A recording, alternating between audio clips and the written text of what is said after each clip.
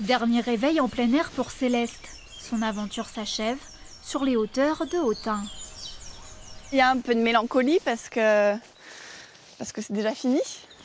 Fin du voyage aussi pour Alma et Louchi, ses deux juments, ses camarades d'aventure. Surmonter les difficultés, quand il y a du dénivelé, quand il y a du mauvais temps, quand il y a un tronc au milieu du chemin et qu'on doit faire demi-tour ou passer à travers un bois alors qu'il n'y a pas de chemin. Là, il y a vraiment une autre complicité que celle que j'ai déjà avec eux qui se crée, de surmonter tout ça ensemble. Ranger son bivouac, préparer ses montures, ça a été le quotidien de Céleste pendant 15 jours. 300 km parcourus à travers le Morvan après une traversée dans le Jura l'an dernier. Dernière étape, Couard, Céleste y retrouve ses écoliers de maternelle pour un ballet hors du temps.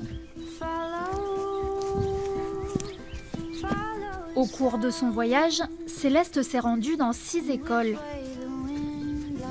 Je suis en train vraiment de réaliser mes rêves, de réaliser ce dont je rêvais quand j'avais leur âge. Et ça, j'ai envie de le partager avec eux, vraiment. Sans leur dire réalisez vos rêves, faites ce dont vous avez envie. Juste, voilà, moi j'ai 26 ans et je fais ça. Vous avez vu, quand je joue avec eux, les oreilles, elles sont plutôt en arrière.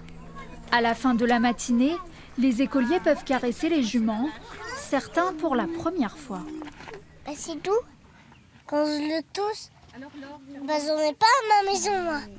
Ce cheval qui est quand même un animal impressionnant, qui est grand, qui est bien plus grand qu'eux. Et finalement, par la douceur, on peut l'approcher, on peut le toucher.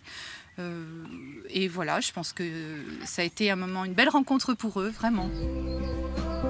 Pour Céleste et ses juments, ce voyage s'achève, mais un autre pourrait démarrer au printemps prochain, même si la destination est encore inconnue.